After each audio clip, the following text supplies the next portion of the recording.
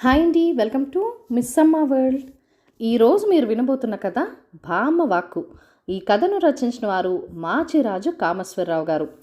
ఒక సామాన్య రైతు కుటుంబానికి చెందిన కృష్ణవేణికి కూతురు పెళ్ళి పెద్ద సమస్య, తలనొప్పిగా తయారైంది. అందమైన కూతురు పుట్టిందని అత్తగారు చెప్పినట్టుగా ఆ పిల్లకు అప్సరస అని పేరు పెట్టుకున్నది. అప్సరసకు ఏడాది నిండుకుండా ఏదో జబ్బు చేసి ఆమె తండ్రి చనిపోయాడు. కృష్ణవేణి కూతుర్ని అష్టకష్టాలు పడి పెంచి పెద్ద చేసింది. అయితే దురదృష్టవశాత్తు అప్సరస వెర్రిబాగుంది. పెళ్ళిడొచ్చినా ఆమె చిన్నపిల్లలతో వీధిలో గోళిక్కాయలు ఆడుతూ ఉండేది. ఒకరోజు సాయంత్రం వీధిలో ఆడుకుంటున్న అప్సరస మంచినీళ్ళ కోసం ఎదురింటి తలుపు తట్టింది. ఇంటి ఆవిడ తలుపు తెరిచి, మంచినీళ్ళు మీ ఇంటికి పోయి తాగలేవా? అయినా వీధిన పడి ఆటలేమిటి? ఇంకా నీకు పెళ్ళైనట్టే అంటూ మంచినీళ్ళ లోట అప్సరసకిచ్చింది. ఆ వేళ కోళానికి అప్సరస కోపంగా నీళ్లలోట కింద పారేసి ఏడుస్తూ ఇంటికి పరిగెత్తింది.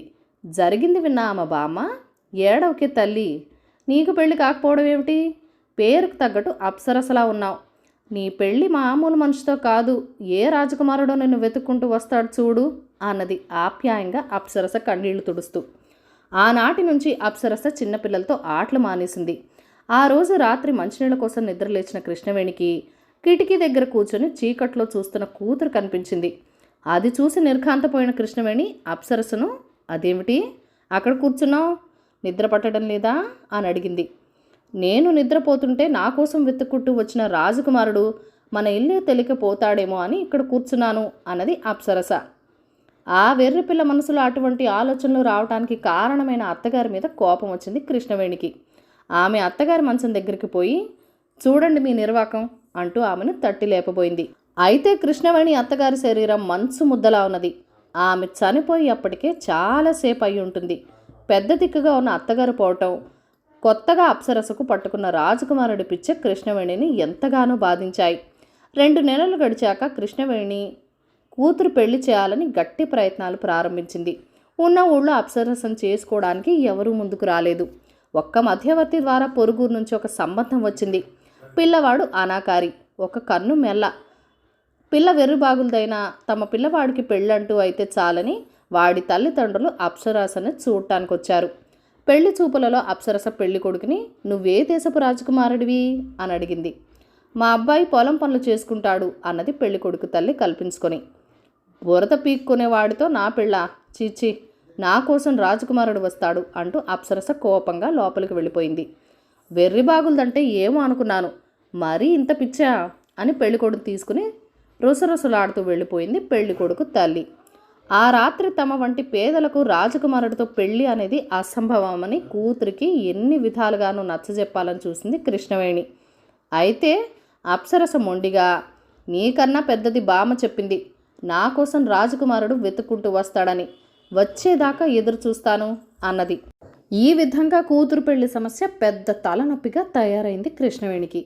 4 రోజుల తర్వాత ఒక అర్ధరాత్రి వేళ అప్సరస రాజకుమారుడి కోసం ఎదురు చూస్తూ కిటికీ పక్కన కునికిపాట్లు పడుతూ ఉండగా కృష్ణవేణి పెరట్లో ఉన్న చింత చెట్టు కింద కూర్చొని ఉక్రోషం కొద్దీ తన అత్తగారిని నానా తిట్లు తిడుతూ, నువ్వు స్వర్గంలో ఉన్నావో నరకంలో ఉన్నావో నాకు తెలీదు, ఇక్కడ నా బతుకును మాత్రం నరకం చేసిపోయావు, నీ బుద్ధి తక్కువ వాగుడు నాకు కొమ్మ ముంచింది, నా కూతురు బ్రతుకు వల్లకాడు కాబోతున్నది అంటూ ముటికలు విరవసాగింది. ఆ సమయంలో గ్రామం చుట్టి తన నివాసానికి అడవికేసి పోతూ అలుపు తీర్చుకునేందుకు చింత చెట్టు కొమ్మల్లో కూర్చున్న మగ పిచాచం ఒకటి కృష్ణవేణి తిట్లు విని, ఆగక్క, చనిపోయిన వాళ్లను, అందున అత్తగారంతటి వాణ్ణి తిట్టిన తిట్లు తిట్టకుండా అలా తిట్టవచ్చా అంటూ కృష్ణవేణి ముందు దూకింది. పిచాచాన్ని చూసి కృష్ణవేణి హడలిపోయినా అది అక్క అంటూ వరుస కలపడంతో ధైర్యం కూడగట్టుకుని, ఏం చేయను తమ్ముడు, నా బాధ మరొక ప్రాణితో చెప్పుకునేదా అంటూ తన బాధంతా పిచాతంతో తెప్పింది. అంతా విన్న పిచాచం ఒక్క క్షణం ఆలోచించి దిగులుగా, అక్క, తారుమారు లోకాలైపోయాయి కానీ లేకపోతే అప్సరస లాంటి మేనగోడల్ని నేనే కట్టుకునేవాణ్ణి. సరే, రేపు అర్ధరాత్రి వేళ నేను వచ్చి కోడలి రాజకుమారుడి వెర్రి కుదురుస్తాను అని చెప్పి వెళ్ళిపోయింది. మర్నాడు అర్ధరాత్రి వేళ పిచాచం తెల్ల గుర్రం మీద రాజకుమారుడి వేషంలో ఇంటికేసి రాగానే కిటికీ దగ్గరున్న అప్సరస పొంగిపోయి చప్పట్లు చరుస్తూ, ఆహా, బామ్మ వాక్కు దొడ్డలవుతుందా? రాకుమారా, ఇదే మా ఇల్లు, లోపలికి రా అన్నది. దానికి పిచాచం, ఆకాశాన్నంతే మేడల్లో పై అంతస్తుల్లో కాలం గడిపి నేను మీ పూరి పాకలోకి ఎలా రాగలను? గాలాడదు. అలా చల్లగాల్లో వెన్నెల విహారం చేద్దాం, నువ్వే బయటికి రా అన్నది. అప్సరస మారు మాట్లాడకుండా పోయి తెల్లగుర్రం మీద కూర్చున్నది. పిచాచం ఆమెని అడవిలో చాలా దూరం తీసుకుపోయింది. కొంతసేపు అయ్యాక అప్సరస, రాజకుమారా, ఈ అడవిలో నాకు భయంగా ఉన్నది, ఏమైనా మాట్లాడు అన్నది. మాట్లాడడానికి ఏమున్నదన్బా అనుకుంటూ పిచాచం తలగొక్కబోయి, అది రాజకుమారుడి లక్షణం కాదని తమాయించుకుని, అతి చిన్న సంగతి, నిన్ననే మా అన్నకు విషప్రయోగం జరిపించాను అన్నది. ఎందుకు అని అడిగింది అప్సరస. పిచాచం వికటంగా నవ్వి, మా అన్న బతికుంటే నాకు సింహాసనం దక్కదు కదా మరి అన్నది. అలాగా, అయినా పాపం కదా అన్నది అప్సరస. పాప పుణ్యాలు రాకుమారుల జోలికి రావు. 2-3 రోజుల్లో మా ముసలి తండ్రిని పైకి ప్రాణం కట్టించేస్తాను. మాసం తిరగకుండా రాజునై చతురంగ బలాలతో పక్క రాజ్యం మీద దాడి చేసి ఆ రాజ్యాన్ని ఆక్రమించి ఆ రాజ్యం రాకుమారిని చెరబడతాను అంటూ పిచాచం విరగబడి నవ్వింది. రాచరికపు సింహాసనాల మీద ఆశ ఉన్నవారికి పాపభీతి ఉండదని, ఎంతటి క్రూరత్వ కార్యానికైనా వాళ్ళు సిద్ధపడగలరని, ఆకర్షణీయంగా కనిపించే రాకుమారులు రాక్షస మనస్తత్వం కలిగి ఉంటారని అప్సరత అర్థం చేసుకోవాలని పిచాచం తాపత్రయం. అయితే అప్సరస నుంచి ఎటువంటి జవాబు లేదు. ఒక్క క్షణం గడిచాక హఠాత్తుగా పిచాచం అప్సరసను కిందకి దింపి, నేను 3వ జాములో సేనాపతితో రహస్య సమాలోచన జరపాలి. ఈ సంగతి మర్చి నీతో కాలం వృధా చేస్తున్నాను, ఇక వెళ్తాను అన్నది. అప్సరస హడలిపోయి, అర్ధరాత్రి అడవిలో ఆడపిల్లను వదిలేసి వెళ్తావా? ఏ పులో సింహము తినేస్తే అని అడిగింది. తినేస్తే తిననే, అదొక పుణ్యం. నేను రాకుమారుడిని, కోరుకుంటే 1,000,000 మంది అమ్మాయిలు మా కోటగుమ్మ ముందు వరుస కట్టి మరీ నిలబడతారు. నువ్వొక లెక్క నాకు అంటూ హేళనగా నవ్వేసి పిచాచం గుర్రాన్ని దౌడు తీసి వెళ్ళిపోయింది. అప్సరస పెద్దగా ఏడుస్తూ కూర్చున్నది. ఇంతలో యువకుడొకడు గుర్రం మీద అక్కడికి వచ్చి, ఎవరు వారు? అంత అర్ధరాత్రి వేళ కాకులు ఎరగని కారడవి చీమల దూరం చెట్టడులో ఒంటరిగా కూర్చుని దుఃఖిస్తున్నారు అని అడిగాడు. నేను అప్సరసను అన్నది అప్సరస. ఆ జవాబు వింటున్న యువకుడు గుర్రం మీద నుంచి ఒక్క ఉదుటున కిందకి దూకి, ఆహా, ఎంత అదృష్టం! నా ఏనార్థం అన్వేషణ ఈ అర్ధరాత్రి వేళ అడవిలో ఫలించింది. గుర్రం ఎక్కు, కోటకు పద, రేపే మన వివాహం అన్నాడు ఆనందంతో. అప్సరస అతడికేసి అనుమానంగా చూస్తూ, బామ్మ వాక్కు ఫలించినట్టేనా? నువ్వు రాజకుమారుడివేనా అని అడిగింది. వట్టి రాకుమారుణ్ణి కాదు, మహారాజకుమారుణ్ణి. అనవసరంగా ఆలస్యం చేయకు, ఎక్కు గుర్రం అంటూ యువకుడు తొందర చేశాడు. అప్సరస మహదానందంగా గుర్రం ఎక్కి కూర్చున్నది. మర్నాడు తెల్లవారి కృష్ణవేణి అప్సరస కోసం ఆందోళనగా ఎదురు చూస్తున్నంతలో రాజభటులు పల్లకితో వచ్చి ఆమెను రాజప్రసాదానికి తీసుకుపోయారు.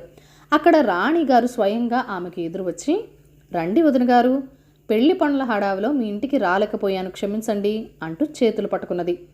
ఈ జరుగుతున్నదంతా కృష్ణవేణికి కలలా తోచింది. ఇది గ్రహించిన రాణి ఆమెతో, వదిన గారు, ఇదంతా మీకు విచిత్రమని అనిపిస్తూ ఉండాలి కనుక సంగతి ఏమిటో మీకు కాస్త వివరంగా చెప్పటం నా బాధ్యత అంటూ ఇలా చెప్పసాగింది. నా పెద్ద కొడుకు విజయుడు వెర్రి మాలోకం, రెండోవాడు జయుడు చాలా చురుకైనవాడు. ఒకసారి కొందరు రాకుమారులు నగరానికి వచ్చారు.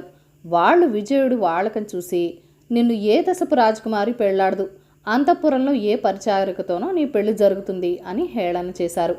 ఇది విని కళ్ళీళ్లతో వచ్చిన విజయుణ్ణి మా అత్తగారు లాలిస్తూ, బెంగపడుకురా బాబు, ఈ రాజకుమారులంతా మామూలు రాజకుమార్తెలనే పెళ్లాడతారు, నీ పెళ్లి మాత్రం అప్సరసతోనే జరుగుతుంది, అప్సరసతో, విన్నావా అంటూ బుగ్గలు పుణికింది.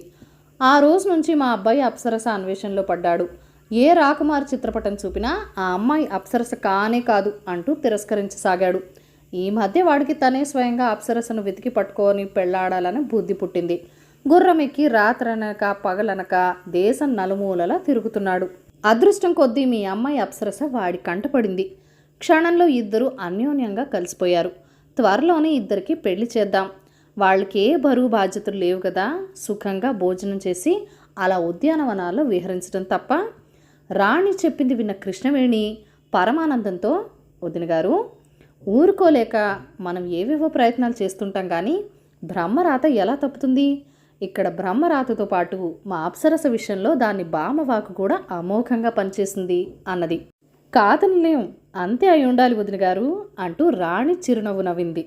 కథ కంచికి మనం ఇంటికి. ఈ కథను లైక్ చేయండి, షేర్ చేయండి. మన ఛానల్ని ఫస్ట్ టైం చూస్తున్నట్లయితే కనుక సబ్స్క్రైబ్ చేసుకొని ప్లీజ్ మీ సపోర్ట్ ఇవ్వండి. మీ అమూల్యమైన ఫీడ్బ్యాక్ అండ్ సజెషన్స్ నాతో కామెంట్ సెక్షన్లో కూడా షేర్ చేసేయండి. Thank you for watching. Bye bye.